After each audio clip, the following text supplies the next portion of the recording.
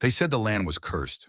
They whispered about the tunnels, dark, endless veins beneath the earth, dug by hands long forgotten. But what if I told you that those hands never truly left?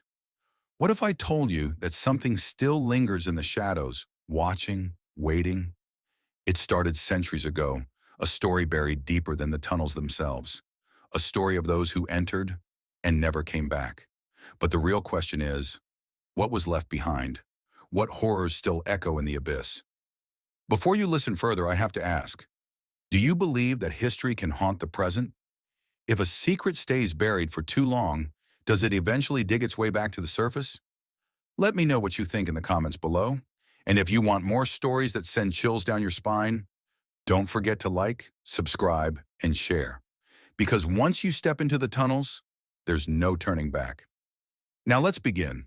The year was 1643, and the land was untouched wilderness, a vast and endless stretch of deep green forest and rocky cliffs. No town stood there yet, no roads, no signs of life, except for Eldrick Varnell and his men. They had traveled from the east, settlers searching for a place to call home, but they found something else instead. It was Hadrick, the youngest of the group, who stumbled upon it first. The opening in the ground was small, nearly hidden beneath thick roots and tangled weeds. But there was no mistaking it. A tunnel, its entrance a black void gaping in the earth.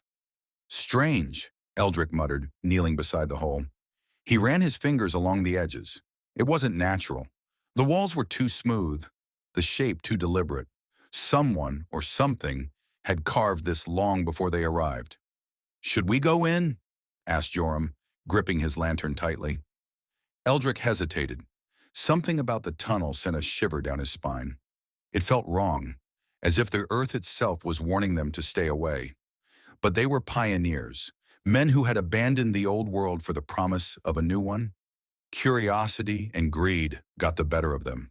With torches and rope, they descended. The air was damp, thick with the scent of earth and something else. Something metallic, almost like blood. The walls bore strange markings, crude carvings that twisted and curled in unfamiliar patterns. Hadrick brushed his fingers over one of the symbols. The moment his skin made contact, a low, hollow moan echoed through the tunnel.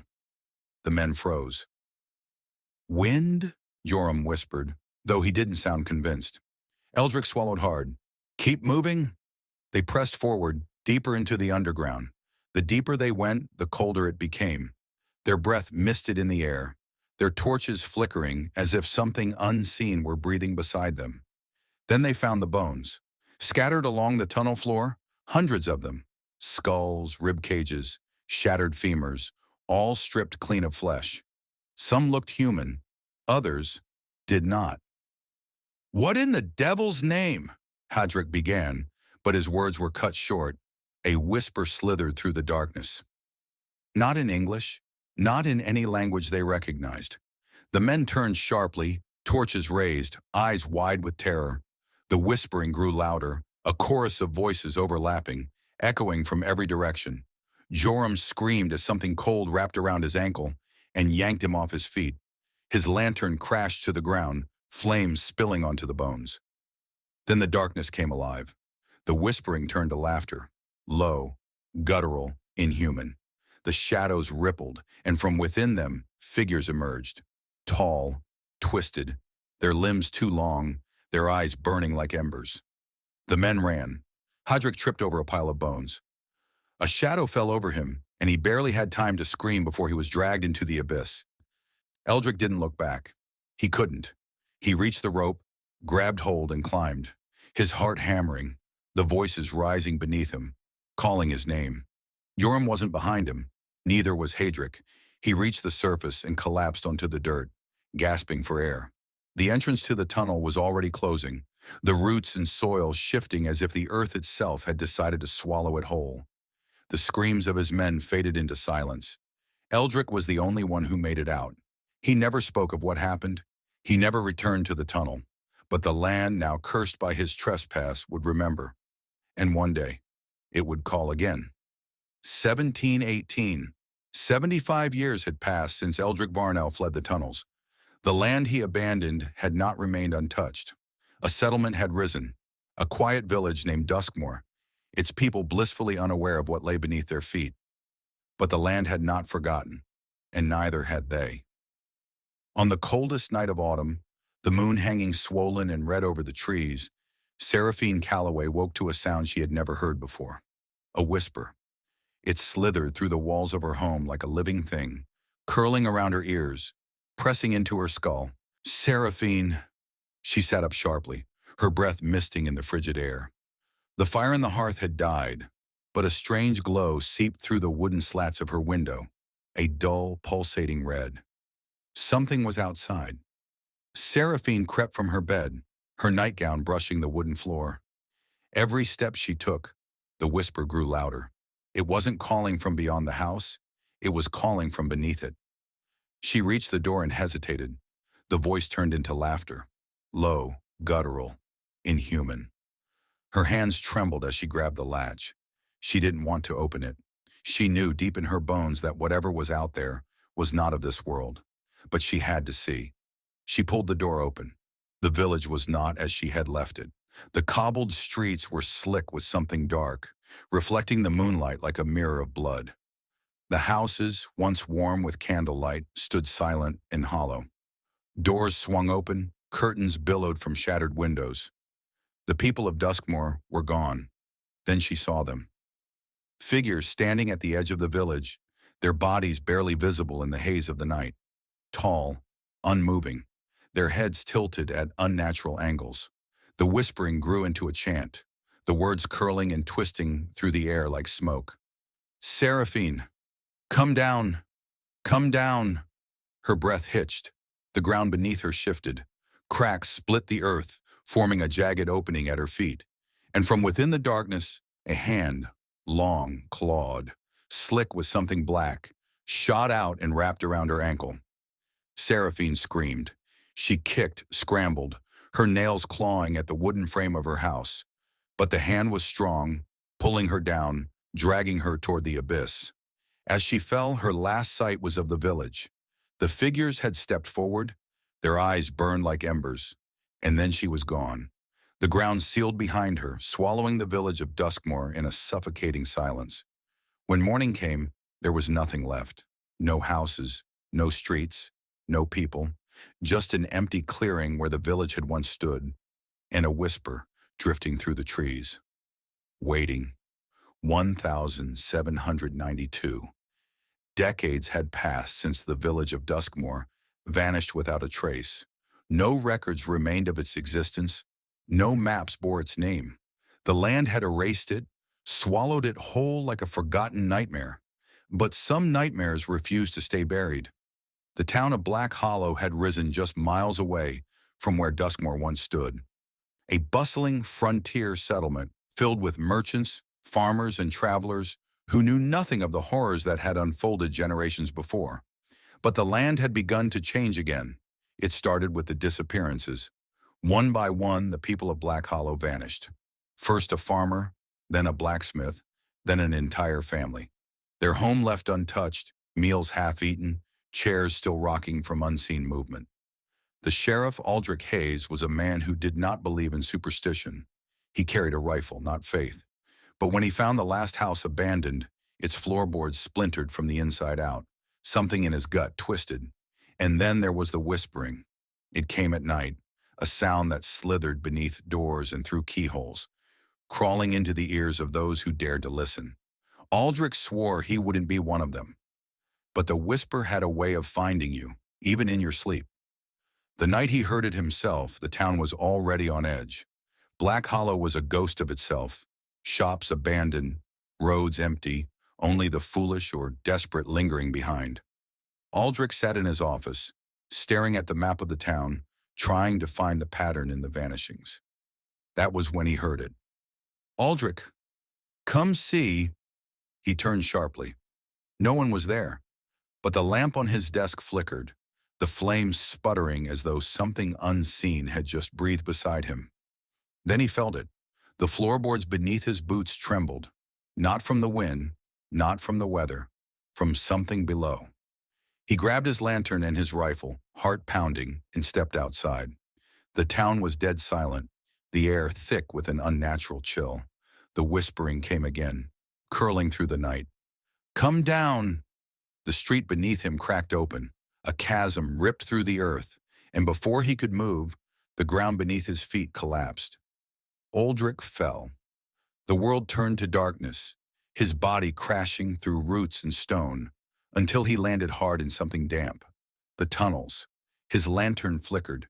The space around him was endless, stretching in all directions like veins beneath the earth. The walls bore the same twisting symbols carved centuries before. Aldrich staggered to his feet, his breath ragged. Then he saw them, figures standing in the shadows. Not men, not anymore. Their skin was pale and stretched, their limbs too long, their fingers ending in jagged claws. Their mouths hung open, their throats pulsating as they whispered his name. "Aldrich!" His body went cold. They rushed him. Aldrich fired his rifle, the shot echoing through the tunnels. But the figures did not bleed. They did not stop. They moved like smoke, twisting and snapping toward him. Their eyes burned like embers, their teeth gleaming in the flickering light. Aldrich ran. He didn't know where he was going, only that he had to escape. The tunnels shifted, the walls tightening, the passages changing as if they were alive. The ground beneath his boots trembled again, the whispering turning into laughter. Then up ahead he saw it, an opening, a way out. He lunged toward it, lungs burning, hands clawing at the dirt. But just as he reached for the surface, something grabbed his ankle. He turned. One of the creatures had him, its grin stretching wide, eyes flickering with a hunger beyond words. Aldrich screamed as he was dragged back into the dark. The tunnel sealed shut behind him. Black Hollow awoke the next morning to find his office empty. His rifle lay on the ground, covered in a thin layer of dust. The town knew then that Aldrich was gone, and they knew the whispering would come for them next. 1865. The war had ended, but the land was still hungry. The town of Raventon had risen where Black Hollow once stood. A new name, new people, but the same rotting earth beneath them. The railroad had finally reached the town, bringing fortune seekers, merchants, and outlaws. None of them knew the truth, but Marcellus Crane did. Marcellus was a grave digger, a man who spent his nights knee-deep in the soil, burying the dead. But in Raventon, graves did not stay closed for long. It started with the missing bodies, freshly dug graves left empty by morning, wooden caskets splintered from the inside, drag marks leading into the forest. The townsfolk whispered of grave robbers. Marcellus knew better. One night after the last funeral had ended and the mourners had left, he waited. Lantern in hand, shovel at his feet, he stood beside the newest grave and listened. At first there was only silence. Then the earth moved. A deep gurgling moan seeped from below, like air escaping a corpse's lungs. The ground trembled, caving inward. Marcellus took a step back. Then he saw the fingers, thin, stretched, bone-white, clawing their way out of the soil. Marcellus staggered back as something crawled from the grave. A body, but not the one he buried. Its limbs were too long. Its face was split open, the jaw unhinged as if something had hollowed it from the inside. Its eye sockets burned with a dull, reddish glow. Then it turned to him. It knew him. "Marcellus!" His blood turned to ice. The creature lurched forward, moving on all fours, its limbs snapping and bending in ways no human should. Marcellus grabbed his shovel and swung, the metal edge slamming into its skull. The creature did not fall. It only laughed. The earth behind it split open, revealing a tunnel, a gaping black maw, pulsing as though it were breathing. And from its depths they came, more figures, more hollow ones, crawling, twisting, whispering. Marcellus ran. He sprinted through the graveyard, past the headstones, past the iron gates. The whispering chased him, slithering into his ears, clawing at his mind. "Come down! Come down!" As he reached the edge of town, the ground beneath him collapsed. He tumbled into the abyss, the lantern shattering beside him. Darkness swallowed him whole. By morning, the graveyard was silent again, but the townsfolk found something new beneath the church bell. Marcellus's shovel sticking up from the earth. The handle was wrapped in something pale and brittle, human bones, and the whispering. It never stopped. 1910. The world had changed, but the land had not. The town of Ashwick had risen where Raventon once stood, a mining town built on industry and sweat, where men dug deep into the earth, searching for iron and coal. They never questioned why the ground seemed so hollow, why their tunnels echoed with whispers, until they dug too deep. Oswald Finch was the first to see it. A foreman in the Ashwick mining comb, Oswald had spent his life in the darkness of the shafts. He knew every crack in the walls, every groan of the earth. But what he found that night was something no man was meant to see. It was past midnight when the collapse happened. The walls trembled, the ground buckled, and Shaft 9 caved in. 6 miners were trapped below. Oswald led the rescue crew, lanterns swinging as they climbed into the depths, their boots crunching over fallen rock. But when they reached the collapsed tunnel, the bodies were gone. No blood, no limbs, no signs of struggle, just the ruins of the tunnel and a new opening in the rock. A perfectly round passageway, smooth as if carved by hands long forgotten. Oswald stepped forward, his lantern casting a weak glow inside. The tunnel breathed. A wave of frigid air spilled out, thick with the scent of rot, and something metallic. Something wrong. Then came the laughter. Low, guttural, inhuman. Oswald turned to warn the others, but they were gone. His breath hitched. His lantern flickered. The walls moved. Dark figures slithered along the stone, their limbs bending at grotesque angles. Their faces were stretched, eyes hollowed and glowing with a faint, ember-like light. The hollow ones. And they were watching him. One of them opened its mouth, wider than any human should. The whispering began. "Oswald, come down." His legs refused to move. A cold hand clamped onto his wrist. Oswald screamed. His lantern shattered, plunging the tunnel into pure blackness. The last thing he felt was the sensation of crawling hands, pulling him down deeper, deeper into the veins of the earth. And then, nothing. The next morning, the entrance to Shaft 9 had sealed itself shut. The mining company abandoned the site. The workers refused to return. By the end of the year, Ashwick was a ghost town.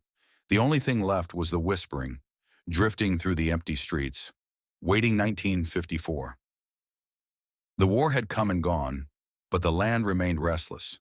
Where Ashwick once stood, the government had built Ravenwood Sanitarium, a facility for those deemed too broken to return to society. Soldiers with shattered minds, lost souls with nowhere else to go. Dr. Elias Thorne was the chief psychiatrist, a man of logic and science. He did not believe in ghosts. He did not fear the dark, until he heard the whispers.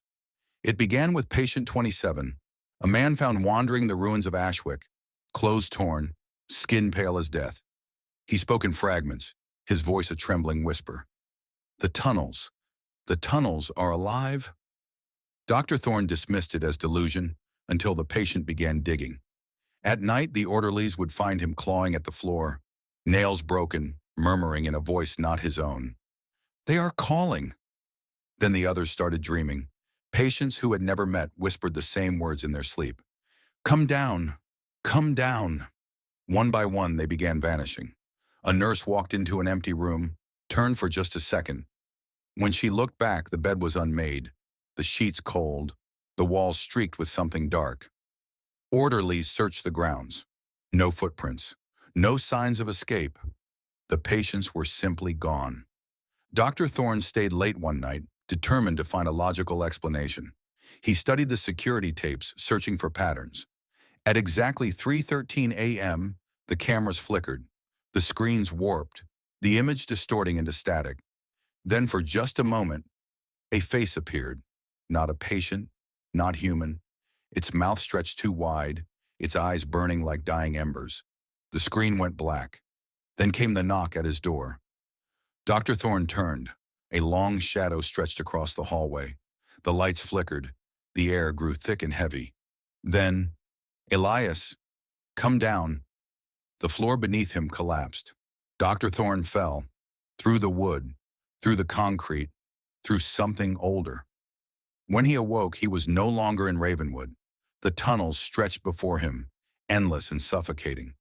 The walls pulsed like living flesh. Shadows moved, but there was no light. Then the whispering began again. Closer, behind him. Dr. Thorne turned and saw them.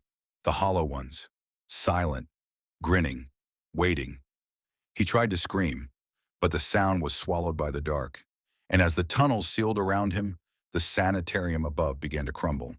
By morning, Ravenwood was gone. Nothing remained, just an empty field, and a whisper that drifted through the trees, waiting for the next to listen. 1999. The world had moved on, but the land had not. Where Ravenwood once stood, the city of New Ashford had been built. A modern metropolis, a place of glass towers and neon streets. The past had been paved over. The tunnels were nothing more than rumors, an old wives' tale, until people started disappearing again. Detective Victor Halloway had seen his share of strange cases, but nothing like this. No forced entries, no ransom notes, just vanished without a trace. Their homes left untouched, their beds still warm. And then there were the voices. 911 operators received calls in the dead of night. Whispers too faint to trace. It's waking up. They are coming. Victor didn't believe in ghosts. He didn't believe in curses. But when his own partner, Mara Easton, disappeared from a locked room, leaving behind only her badge and a trail of dust, something inside him broke. The next day, he received a package. No return address, no fingerprints. Inside was a cassette tape. He dusted off an old recorder, pressed play, and Mara's voice came through, shaking, terrified. "Victor, don't follow me.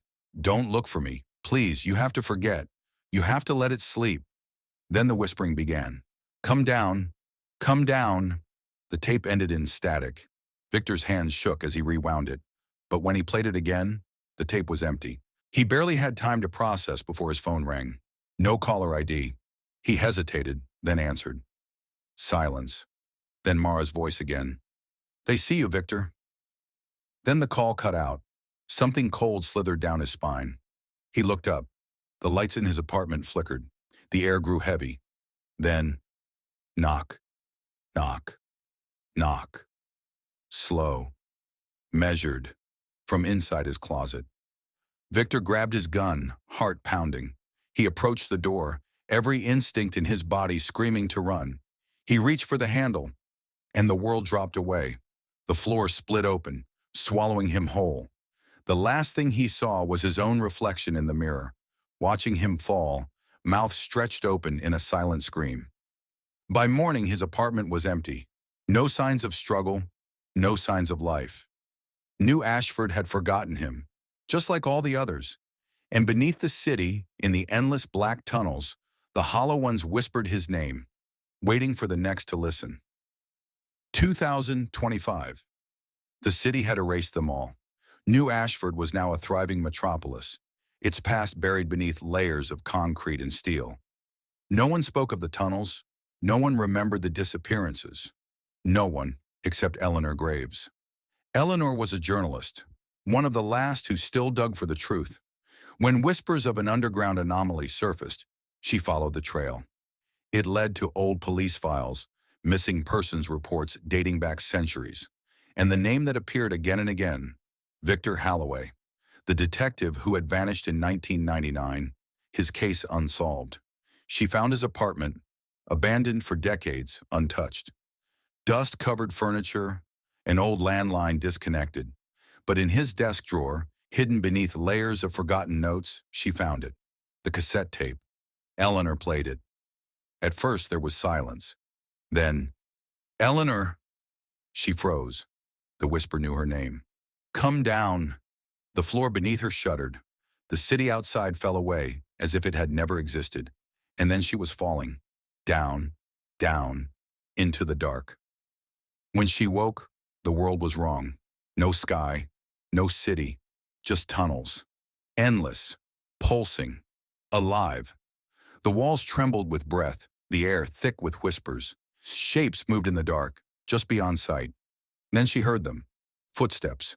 She turned and saw Victor Halloway, or what was left of him. His face was pale, His eyes burned like dying coals. His voice was no longer his own. Eleanor, why did you come? Behind him, the hollow ones began to rise. Dozens, hundreds, their stretched faces twisted into something that almost resembled a grin. They had been waiting, and now she was one of them. The tunnels had no time, no mercy, only hunger. And in the city above, life continued, unaware, unforgiving, until the next name was whispered, until the next door knocked, until the next soul listened, and the hollow ones grew their ranks once more. The end. What do you think? What would you do if you ever heard a whisper calling your name in the dead of night? Let me know in the comments, and if you want more terrifying stories like this, don't forget to like, subscribe, and share. Until next time, watch where you step.